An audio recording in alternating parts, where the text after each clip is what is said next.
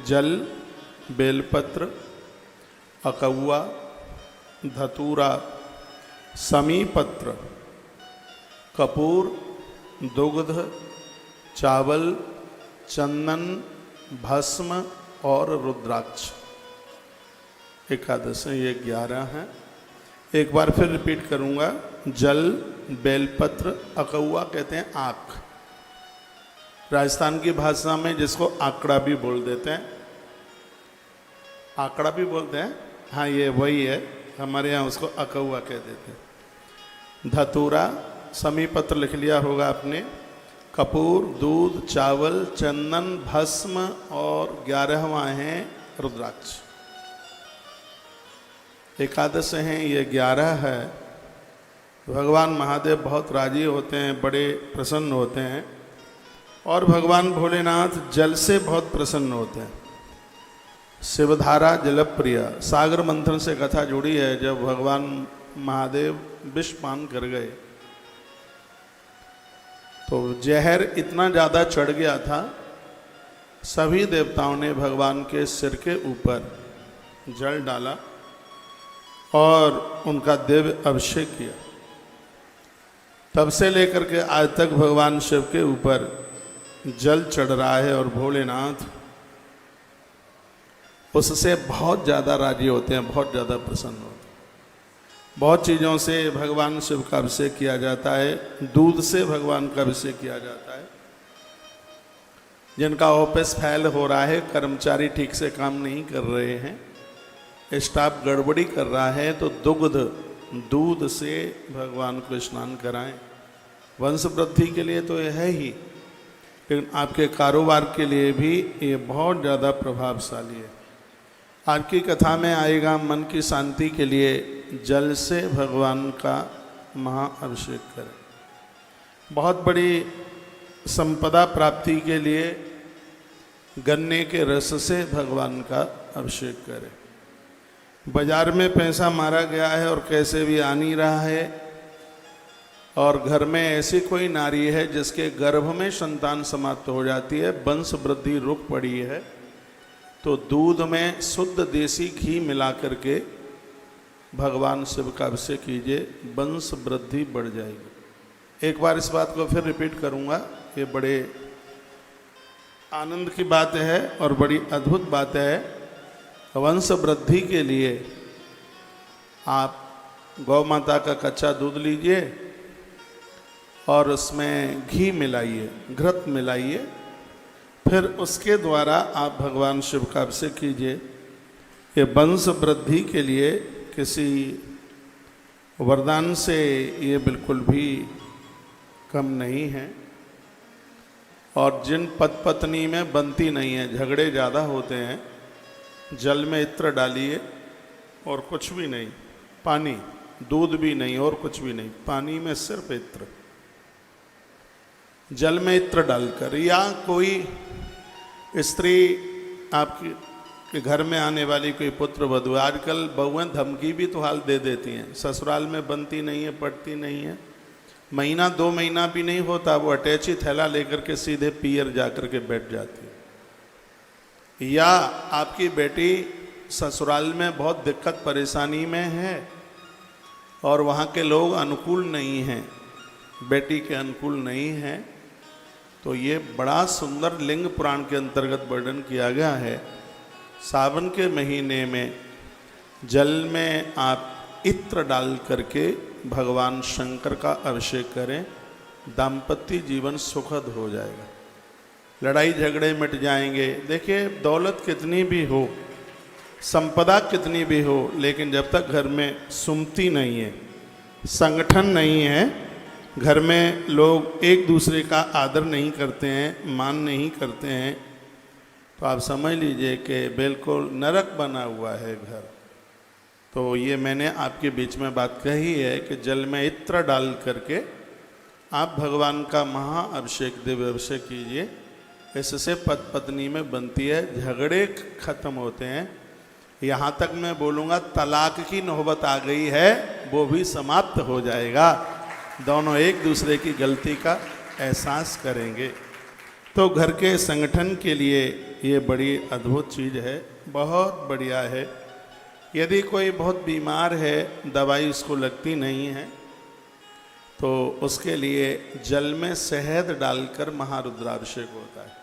किसी को ऐसी बीमारी है, और मैं निवेदन करूंगा, भगवान करे ये रोग किसी को ना हो। एक बड़ा खतरनाक रोग है, सफ़ेद दाग शरीर में हो जाते हैं, ग्रंथ में उसको कुष्ठ रोग के नाम से जाना जाता है।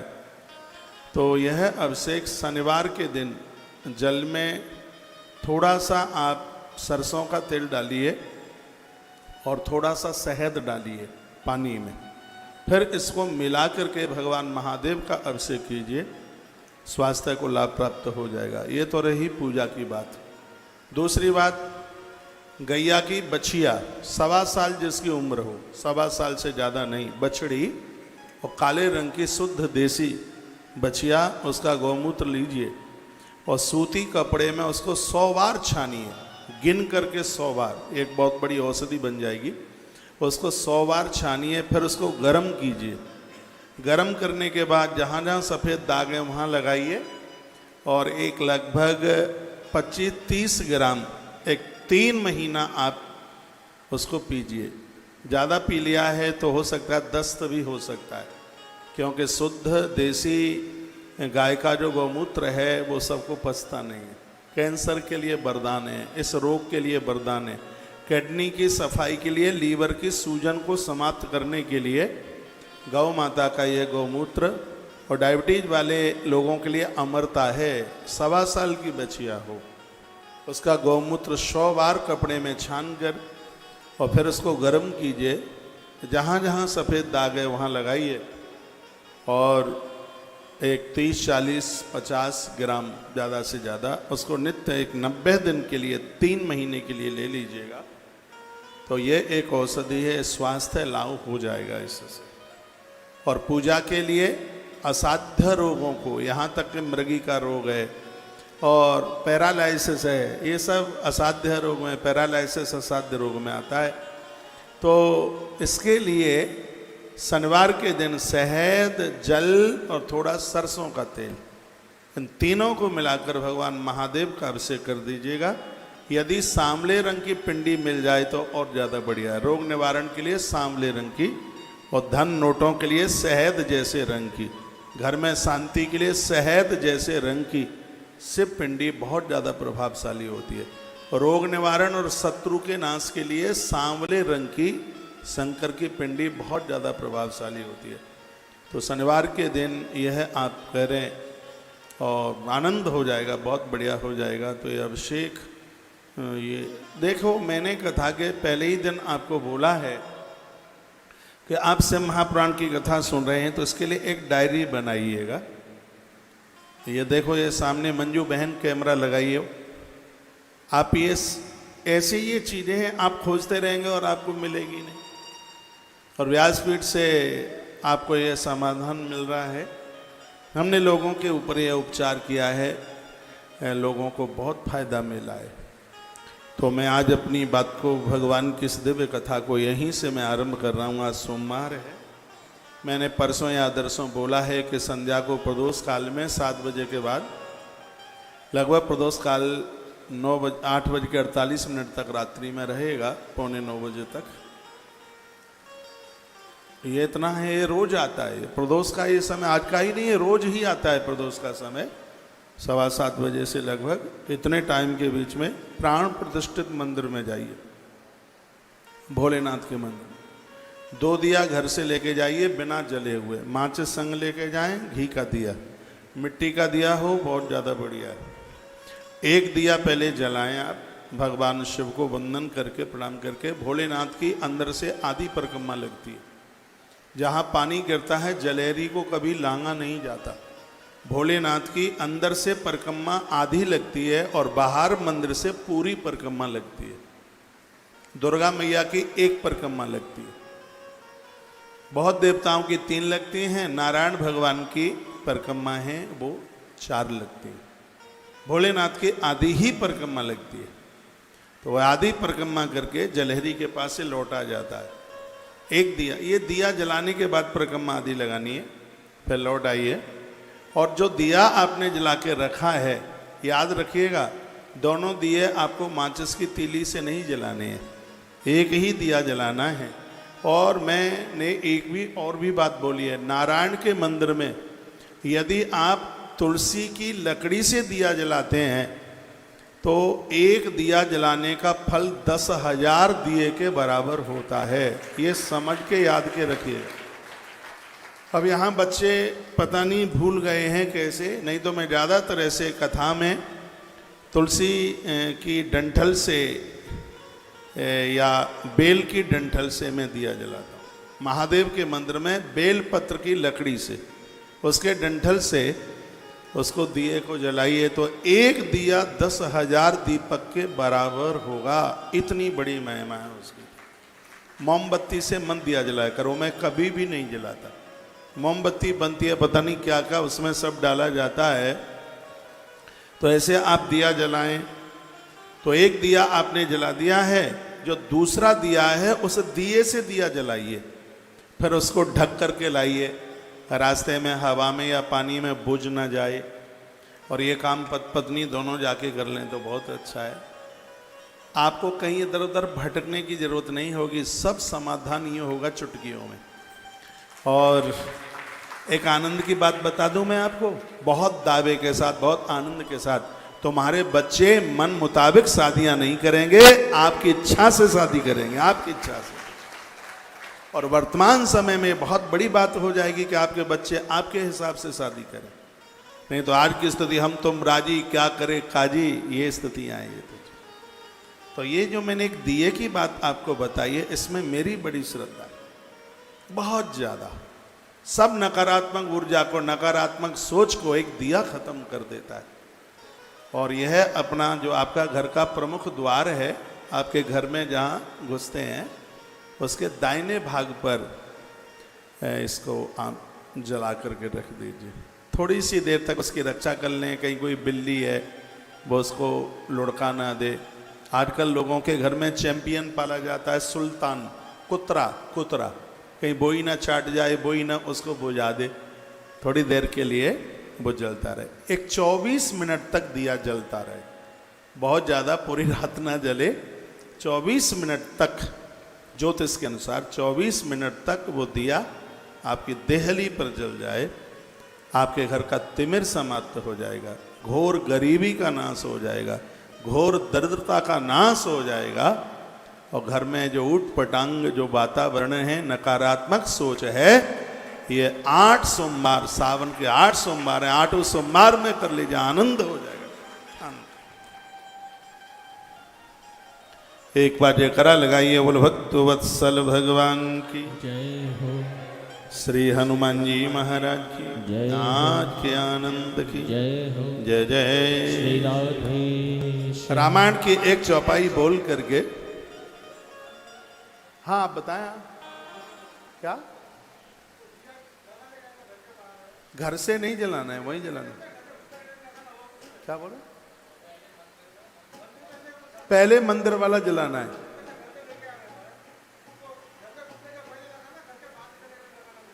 नहीं, घर में घुसेंगे तो दाहिने हाथ पर, घर का जो प्रमुख दरवाजा है। जैसे पुरुषोत्तम भाई, मैं आपके घर में घुसता हूं, नीचे जैसे हम आपके घर में, जहां आपका रेजिडेंस है, जहां घर से जैसे हम घुसते हैं तो उसके दाएं हाथ पर, हाँ वो ही है। किसी और की चौखट पे मत रखना, नहीं लड़ने को आ जाएगा, क्या कोई जादू टोना तो नहीं कर दिया। अपने ही दरवाजे पर आप जलाइए। मैंने वास्तु की किताबें बहुत पढ़ी, सबसे ज्यादा वास्तु है। आप तोड़ा फोड़ी बहुत ज्यादा करते हैं, जैसे तैसे तो मकान बन पाते हैं, इनको बिल्कुल भी तोड़ने की जरूरत नहीं है। मैं आपको टिप्स दूंगा। रसोई में कुछ चीजें हैं, एक पोटली में बांध के ऊपर रख दो, कभी कुछ बुरा हो ही नहीं सकता घर में। और जिसके घर में तुलसी पूजती है, उसके घर में शंकर पूजते हैं, उसके घर में तो वास्तु दोष और पितृ दोष रहता ही नहीं है। जिन्होंने प्लॉट खरीद रखा है, उसको बनाने, मकान अधूरा बना हुआ पड़ा है, पूरा बन नहीं पा रहा है, शुक्रवार के दिन भगवान महादेव का अभिषेक उस प्लॉट में या अधूरे मकान में मत्स्य पुराण में वर्णन है, शुक्रवार को किसी विद्वान ब्राह्मण के द्वारा उसमें महारुद्राभिषेक करा दीजिए, भूमि का दोष समाप्त, भूमि का दोष समाप्त हो जाएगा, वो मकान बन जाएगा। एक बात और निवेदन करूंगा आगे बढ़ते हुए, जब तक मकान में खिड़की और किवाड़ न लग जाएं तब तक नए मकान में रहिए मत। खिड़की और उसमें जब तक किवाड़ न लग जाएं तब तक मत रहिए, और जब तक दीवार के ऊपर कलई न पुत जाए, पुरानी भाषा में तो उसको कलई, राम रज, ये सब चीज़ें बोलते हैं, आज उसको डिस्टेम्बर मान लो, पेंट मान लो, उसको कम से कम उसके ऊपर एक बार तो उसकी लिपाई पुताई हो जाए। उसके बाद में फिर घर में आप प्रवेश करें, और याद रखना जब नए मकान का आप गृह प्रवेश करते हैं तो सबसे पहले उस घर में भरा हुआ मटका लेके जाया जाता है अंदर, और सबसे पहले नए मकान में चूल्हे के ऊपर खीर बनाई जाती है, खाद्य सामग्री पहुंचाई जाती है, खीर बनाई जाती है, खाने पीने का सामान, जो भी सामान नए, याद रखना नए मकान का गृह प्रवेश करते हुए 3 दिन तक मकान को खाली नहीं छोड़ा जाता। ये मत्स्य पुराण में वर्णन है, 3 रात्रि वहाँ रात्रि को रुकना ही पड़ेगा, रात्रि को ठहरना पड़ेगा, उसको आप खाली छोड़ करके रात को ताला डाल करके आप नहीं जा सकते। भले आप किसी और को रख दीजिए, देव के ऊपर चढ़ाते हैं तो अपने मुख से इस चौपाई को गुनगुनाते रहिए। आंसू तो तुम अब डरदानी, आंसू तो तुम अब डरदानी,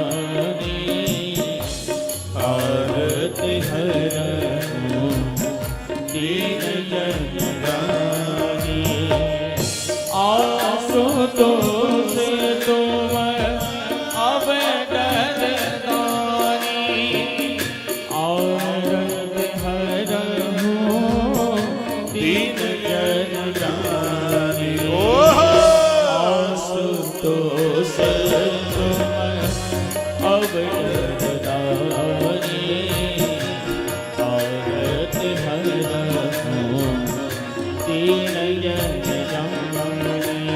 एक बात मैं और आपको बोलूंगा, जो मैंने आपको 2 दीपक की बात करी है जलाने की, ये सिर्फ आपको बोलने के लिए ही नहीं, मैंने भी आश्रम में फोन किया है कि रात्रि को गोपेश्वर मंदिर जाना, एक दिया जला के वहां रख देना गोपेश्वर नाथ भगवान के सामने, और उस दिए से एक दिया जलाकर आश्रम के प्रमुख गेट के दाएं हाथ पर जला हुआ दिया वहां का रख दीजिएगा। तो आश्रम में जितने भी लोग रहते हैं, काम धाम करने में इनका मन लगे, नकारात्मक सोच ना रहे, अच्छे विचार तो सबके लिए जरूरत है। जब जिस कार्य को मैं खुद करने के लिए जा रहा हूं तो आप भी कीजिए। मैं पुरुषोत्तम भैया को पूछ रहा था कि अगल बगल में कोई प्राण प्रतिष्ठित शिवालय मंदिर है क्या?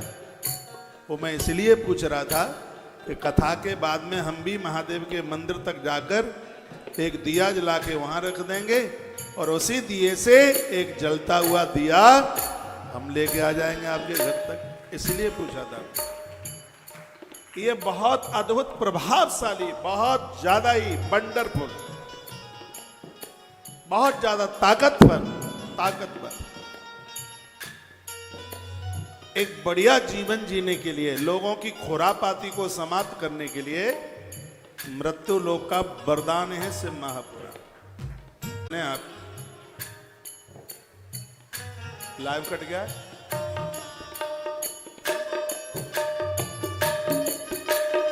आशुतोष तुम अब डरदानी, आरती दीन जगरानी, आशुतोष तुम अब डरदानी, आरती हरहु दीन जन जानी, आशुतोष तुम अब डरदानी, आरती हरहु दीन जन जानी, आरती हरहु दीन जन जानी, आशुतोष तुम अब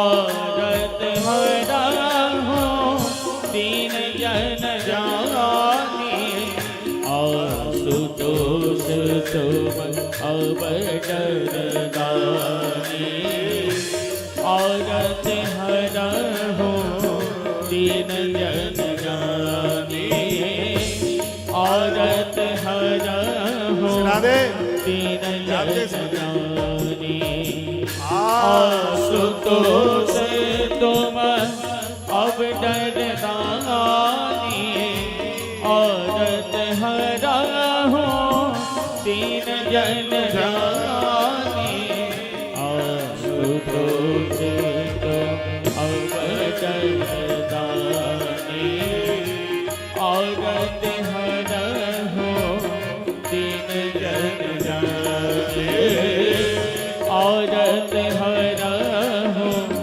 दीन जन जानी। बोली भक्त वत्सल भगवान की जय हो। लाओ एक बात कह करके और मैं आगे चलूं। घर में कोई वृद्ध है, कोई बूढ़ा है, प्राण भी निकल नहीं रहे हैं, कष्ट भोग रहे हैं, खड़े भी हो नहीं पा रहे हैं, दवाई भी लग नहीं रही है, शरीर ज़्यादा वृद्ध है, तो ऐसा वर्णन ग्रंथ में है कि उनके हाथ से आप गंगा जल महादेव को चढ़वा देते हैं तो उनको मोक्ष प्राप्त हो जाता है, उन्हें मुक्ति मिल जाती है, उन्हें कष्ट नहीं भोगना पड़ता। उनके हाथ से आप गंगा जल भगवान महादेव के ऊपर चढ़ाइए। जो लोग अपने जीवन काल में महादेव के ऊपर, गंगाधर के ऊपर गंगा जल चढ़ाते रहेंगे तो मृत्यु के समय पर इतना भी कष्ट नहीं होगा प्राण छोड़ने में जितना कष्ट पाँव में कांटा लगता है। नहीं तो आदमी मरता है तब इतना कष्ट होता है, 20 करोड़ बिच्छू एक साथ डंक मारे उतना जब कष्ट होता है, मृत्यु के समय पर जीवात्मा को इतना कष्ट होता है।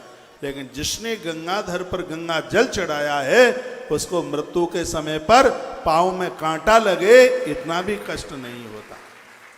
घर में कोई ऐसे बुजुर्ग, इसलिए तो गंगाजल कावड़ चढ़ाई जाती है, महादेव के ऊपर गंगाजल लाया जाता है।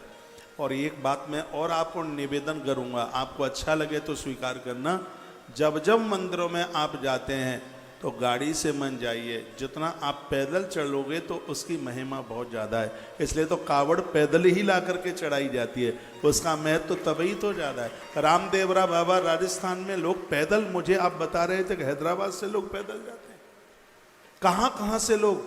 तो मंदिर में आप जितना पैदल आप अश्वमेध सहस्त्राणी, अरे उसमें तो हजार हजार यज्ञ करने का फल प्राप्त हो जाता है।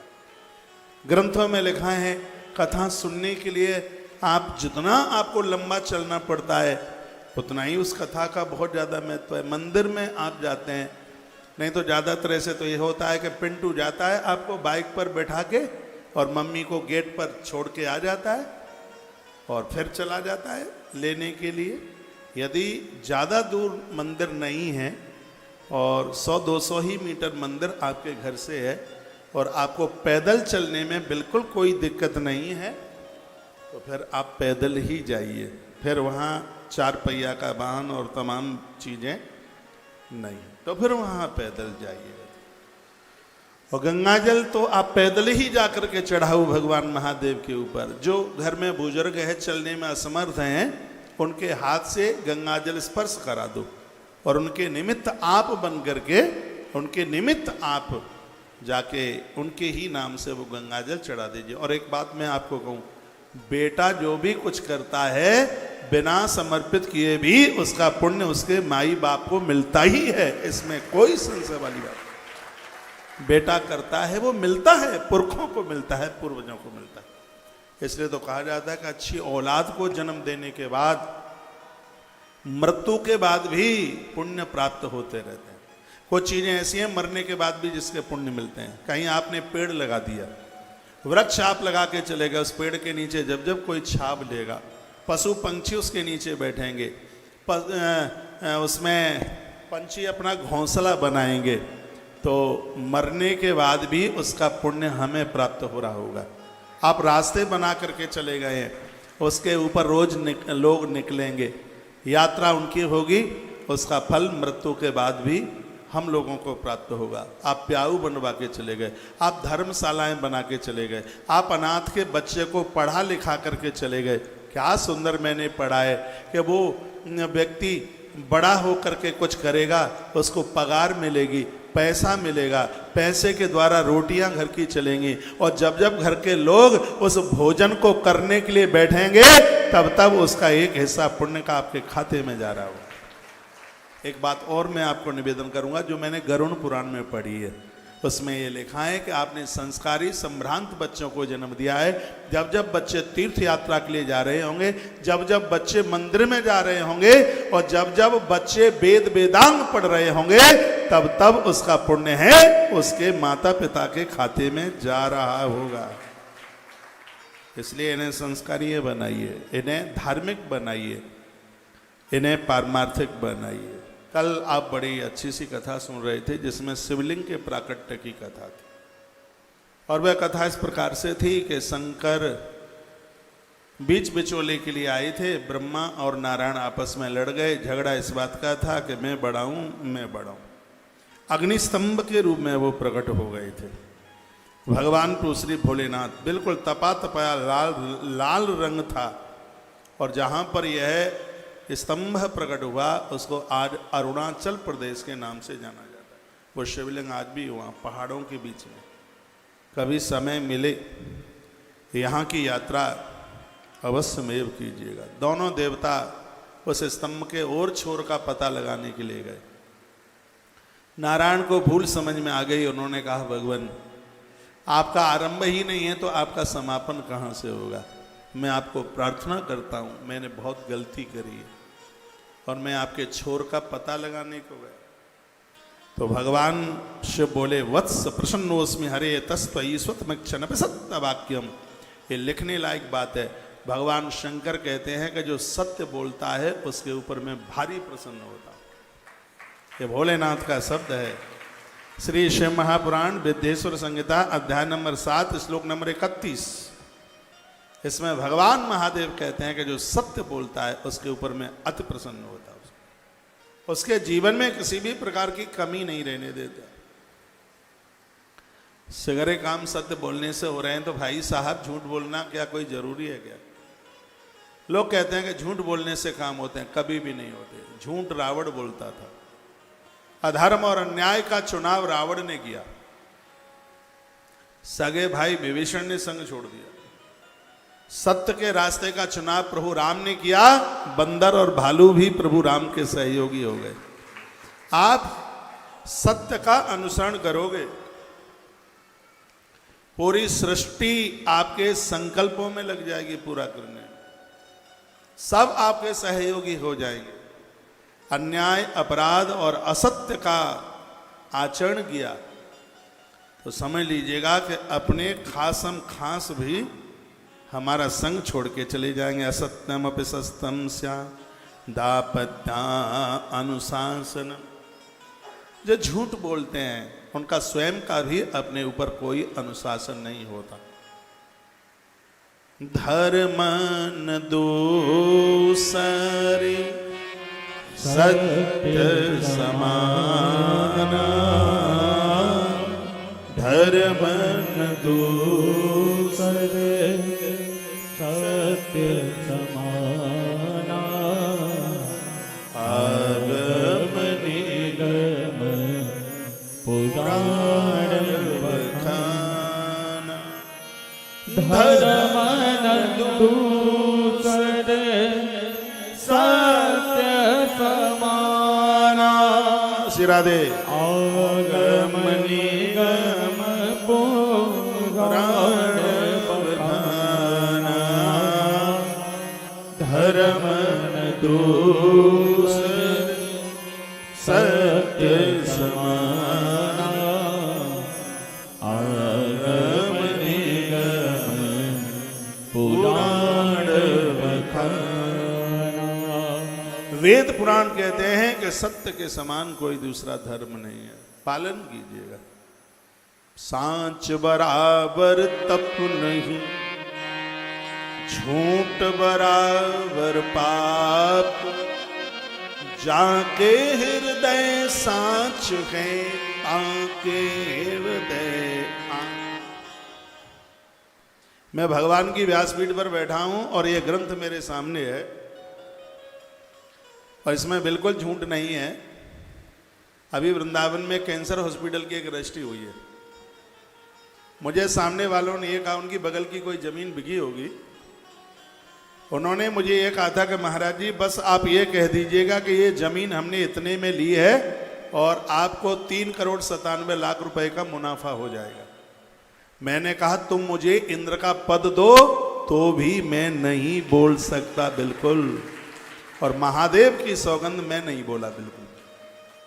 मैंने कहा मेहनत ज्यादा करेंगे, हमें मुनाफा नहीं चाहिए कि हम अपने फायदे के लिए और दूसरे व्यक्ति का 5 करोड़ का नुकसान कर दें। मेरे थोड़े से झूठ बोलने पर सामने वाले का 5 करोड़ रुपए का नुकसान था। आश्रम को तो चलो ठीक है 3,98,00,000 का मुनाफा, लेकिन ऐसा मुनाफा आश्रम नहीं चाहेगा जिसमें दूसरे का 5 करोड़ रुपए का नुकसान होता है। और मैंने उस बात को बिल्कुल स्वीकार नहीं किया। सोमवार है, शिव के दरबार में बैठा हूं। ये बातें नकली नहीं है, ये नहीं है कि बस लोगों को सुनाने के लिए हो। इन बातों के ऊपर हम स्वयं में खरे उतर रहे। उस आदमी का मेरे पास फोन आया। मैं आगरा में कथा थी, उन्हीं दिनों की बात है। तो कहा महाराज जी ऐसी ऐसी बात है और ये लोग ऐसा कह रहे हैं कि कौशिक महाराज ने और वो इतने में ले ली है। मैंने कहा मैंने नहीं ली इतने में, बिल्कुल भी नहीं ली। कहा महाराज जी हमारे तो 5 करोड़ रुपए का बहुत बड़ा नुकसान हो जाएगा। मैंने कहा तुम्हारा नुकसान थोड़ी होने देंगे, बस तुम उस पार्टी को ये कह दो कि कौशिक महाराज से तुम बुलवा दो, हम उसका और डबल दे देंगे। क्योंकि मैं बोलने वाला ही नहीं था बिल्कुल। और उस बेचारे को वो भी परहित परमार्थ का काम था और उनका 5 करोड़ रुपया जाने से बच गया। कैसे बच गया? हमने अपने सत्य का पालन किया, इसलिए बच गया।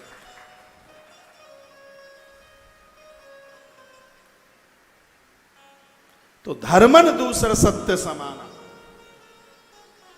आगम ने। हाँ एक बात तो मैं कहने को वो तो भूल ही गया।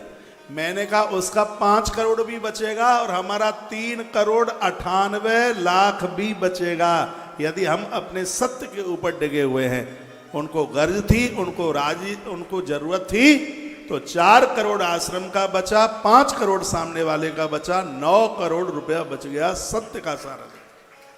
तालियां तो आप बजाना ही मत बिल्कुल। बहुत मोटी जगह थी, बहुत बड़ी रकम, कैंसर हॉस्पिटल की जमीन। तो सुन पा रहे होंगे तो मुस्कुरा रहे होंगे। मुझे भय किस बात का है, डर किस बात का है? हकीकत है तो वो तो हकीकत है। तो धर्म तो कोई, सत्य तो कोई बात है कोई, और बिना मतलब के कोई मतलब ही नहीं है। ये ग्रंथ में जो ये बातें कही हैं, देखो ये शिव का मुझे ये सूत्र इतना अच्छा लग रहा है, इतना बढ़िया लग रहा है चटनी बना करके इसको चाट जाऊं, शरबत बना करके पी जाऊं। क्या कहा है कि प्रश्नोस्मि हरे आवत सत्यमन सत्यवा, कि हम भगवान कहते हैं जो सत्य बोलते हैं, भगवान भोलेनाथ कहते हैं उनसे मैं अति प्रसन्न रहता हूं, उनसे मैं बहुत खुश रहता हूं। और भोलेनाथ ने कहा नारायण तुम सत्य बोले हो, तुम सत्य बोले हो, इसलिए हमारा आशीर्वाद है तुम्हारे लिए, हमारा वरदान है तुम्हारे लिए, धरती पर तुम्हारे विविध अवतार हो। जब तुम्हारी पूजा करेगा उसके ऊपर महादेव प्रसन्न होगा। जो तुम्हारी पूजा करेगा महादेव उसकी मौत को नहीं बिगड़ने देगा। ये भगवान शंकर के शब्द हैं, वो नारायण की बात बोल। यहाँ कृष्ण के पुजारी बहुत बैठे, उनमें से एक मैं भी हूँ भगवान की कृपा से। गोपाल जी बैठते हैं कथा सुनते हैं, हनुमान जी इधर बैठे हैं। हम लोग वृंदावन में रहते हैं, कृष्ण के पुजारी हैं, उनके बिना तो हम श्वास भी नहीं ले सकते। लेकिन भगवान शिव को जब वंदन प्रणाम करते हैं तो उनको यही कहते हैं, प्रभु जिस देवता को हमने इष्ट बनाया है उसके चरणों में अपार भक्ति दे दीजिएगा, क्योंकि तुम्हारे बिना भक्ति नहीं मिल सकती। जेहि पर कृपा न करहि पुरारी, सो न पाव मुनि भगते हमारी। स्वयं नारायण ने बात कही। आप कितने भी देवी देवताओं की पूजा करते हैं, आग्रह पूर्वक मेरा निवेदन होगा कि आपके मंदिर में शिव का होना जरूर, भगवान शंकर का होना जरूर। शिव को बैठाइए। मैंने 5-7 चीजें बताई हैं आपको अभिषेक में। ये बनावटी बातें नहीं हैं, इन चीजों से आप महारुद्राभिषेक कर देते हैं तो इस कार्य क्षेत्र में बिल्कुल सफलता मिल ही जाती है, इसमें संशय वाली बात है। ब्रह्मा जी को कहा कि तुम पता लगा के आए, तो स्वामिन प्रसीदाद महाविभूते मन्ये वरम व्रतमे सरसा प्रमोक्षम। आप हमें वरदान दे दीजिए, हम तुम्हारे स्तंभ के ओर छोर का पता लगा के आ गए। शंकर को क्रोध आ गया। उसी समय उनमें से भैरवनाथ प्रकट हो गए और भैरव बाबा ने ब्रह्मा का मस्तक छेदन कर दिया। मेरे सामने मोबाइल रखा है, इसमें मैं आपकी फोटो देख लेता हूं। बड़ी सुंदर सुंदर फोटो लग रही है। पहनावा तो राजस्थान का गजब का ही है?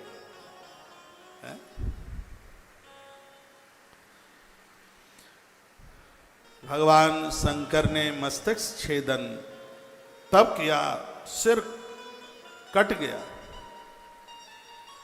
फड़कती हुई तलवार भैरव के हाथ में थी, उन्होंने मस्तक का छेदन कर दिया। हाहाकार मच गया। इधर केतकी नाम का फूल, उसने भी झूठ बोल दिया और कह दिया कि ये मुझे लेके आए। भगवान महादेव इतने कुपित हो गए कि इसको श्राप दे दिया कि किसी भी देवता की पूजा में तुझे लिया नहीं जाएगा। इत्र बहुत बाजार में आते हैं, केवड़े का इत्र मत लेना। केवड़े का फूल किसी भी देवता की पूजा में ये चढ़ता नहीं है। शिव ने इसको अभिषिक्त कर दिया। अपनी भाषा में उसको केवड़ा कहते हैं, साहित्यिक भाषा में उसका नाम है केतकी। महादेव का श्राप लग गया इसको, भोलेनाथ ने इसे श्राप